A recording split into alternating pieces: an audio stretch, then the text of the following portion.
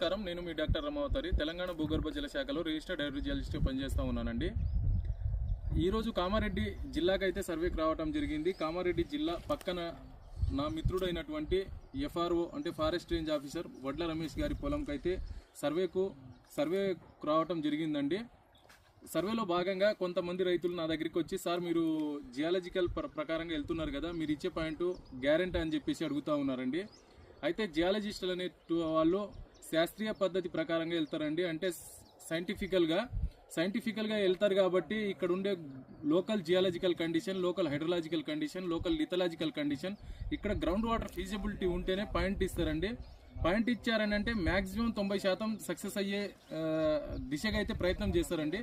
కాబట్టి మీరు జియాలజిస్ట్ని మాత్రమే సంప్రదించండి. జియాలజిస్ట్ అనేవాళ్ళు అంటే ఈ మధ్య కాలంలో కొందరు జియాలజీ సబ్జెక్టు చదవకున్నా జియాలజిస్ట్గా చలామణి అవుతున్నారండి.